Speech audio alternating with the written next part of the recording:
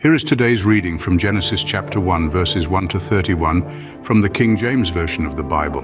"In the beginning God created the heaven and the earth was without form and void, and darkness was upon the face of the deep.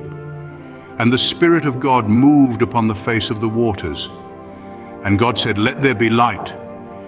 And there was light, and God saw the light, that it was good, and God divided the light from the darkness. And God called the light day, and the darkness he called night. And the evening and the morning were the first day.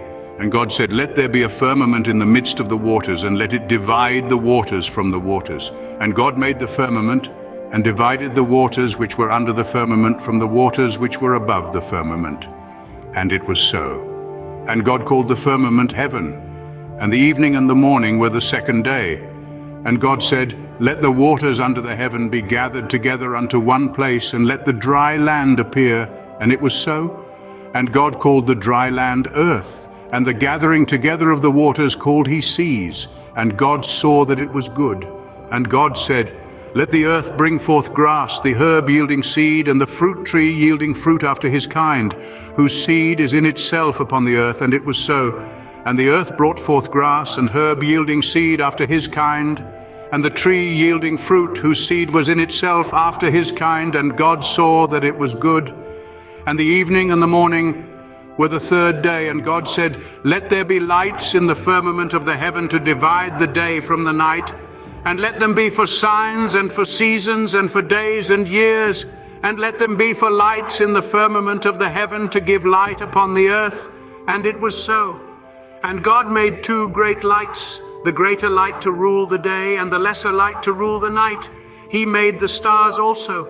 And God set them in the firmament of the heaven to give light upon the earth, and to rule over the day and over the night, and to divide the light from the darkness.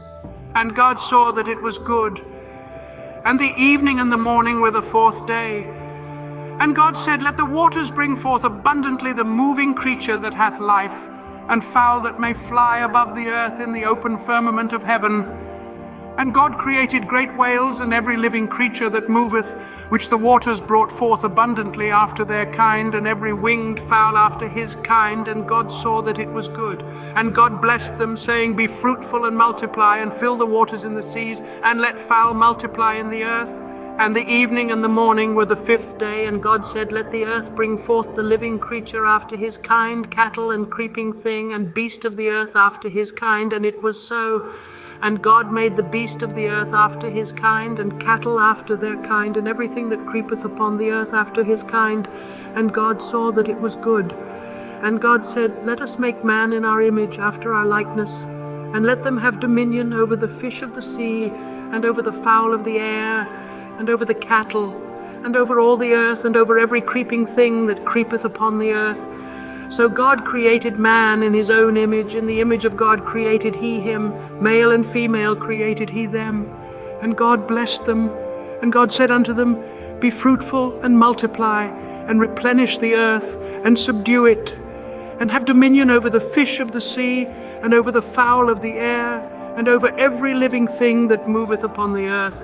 And God said, 'Behold, I have given you every herb bearing seed which is upon the face of all the earth, and every tree in the which is the fruit of a tree yielding seed. To you it shall be for meat, and to every beast of the earth, and to every fowl of the air, and to everything that creepeth upon the earth, wherein there is life. I have given every green herb for meat.' And it was so. And God saw everything that he had made, and behold, it was very good. And the evening and the morning were the sixth day. In the beginning, God created the heaven and the earth. With these majestic words, the creation story of Genesis 1 unfolds. The simplicity of this statement belies the profound implications it carries. It speaks to the absolute power of God, an omnipotent being who, from a void of nothingness, brings forth the entire cosmos. This is a concept deeply ingrained in Christian theology known as creation ex nihilo, or creation out of nothing. It's a testament to the limitless power and unfathomable wisdom of the Creator. It's an affirmation that God, in his divine wisdom, crafted the heaven and the earth with a purpose and a plan. The vastness of the universe, the intricacies of nature, the wonder of life itself, all these spring from the creative act of God. As we delve deeper into this creation story, let's keep this thought in mind. As we ponder these words, we are invited to marvel at the infinite power of our Creator. And God said, "Let there be light," and there was light. Such profound simplicity in this statement, isn't there? It's the dawn of creation, the very first thing God brings into being: light. Now let's take a moment to appreciate the depth of this. Light, in its literal sense, illuminates our world. It pushes away the darkness, enabling us to see, to perceive, to understand.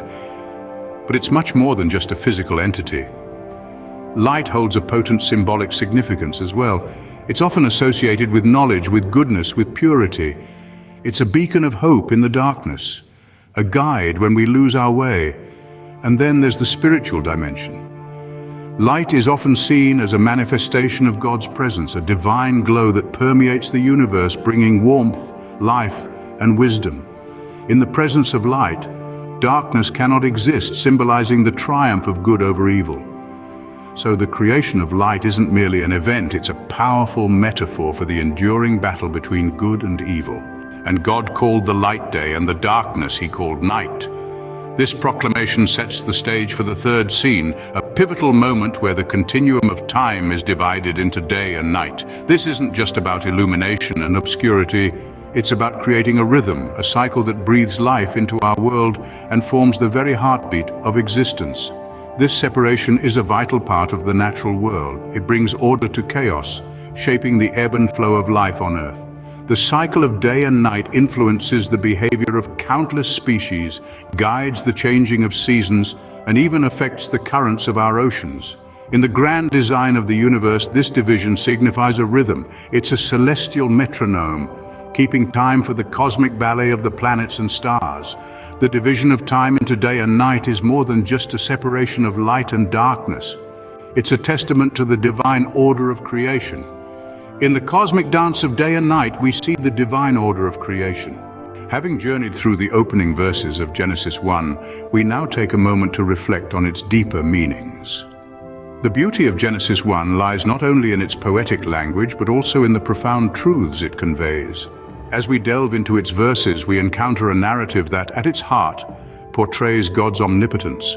The creation story, as depicted in Genesis, underscores the boundless power of God, who, with a simple utterance, brings the universe into existence. "Let there be light," God commands, and light appears. This divine fiat, this command that brings forth light, is not just a mere showcase of power. It's a significant moment that carries deep theological implications. Light, in many cultures and religions, symbolizes knowledge, goodness, and purity. In the context of Genesis 1, the creation of light represents the dispelling of chaos, the introduction of clarity, and the establishment of order. But the creation of light is not an isolated act. It's part of a broader narrative that presents a universe created in a meticulous, orderly fashion.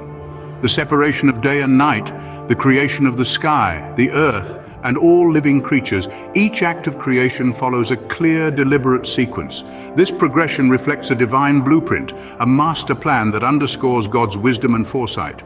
Moreover, the creation story in Genesis 1 carries implications about the nature of time itself. The concept of a 7-day week with 1 day set aside for rest originates from this narrative. The Sabbath, the day of rest, is a testament to the balance that God establishes in the universe, a balance between work and rest, action and reflection. In reflecting on Genesis 1, we also gain insights into our own place in the universe. Humanity, according to this narrative, is created in God's image, tasked with the stewardship of the earth and all its creatures.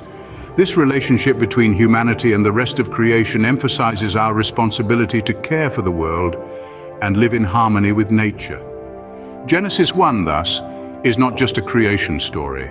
It's a tapestry of themes and insights that speak to us on various levels. It's a testament to God's power, a celebration of divine wisdom, and a reminder of our role as caretakers of the earth. In the grandeur of the cosmos, in the orderliness of nature, and in the rhythm of time, we see reflections of the divine. The creation story in Genesis 1 invites us to pause, reflect, and marvel at the wonders of the universe, and in doing so, to gain a deeper appreciation of the divine creator behind it all. As we close this reading, let us carry these insights with us, remembering always the grandeur of our Creator's design.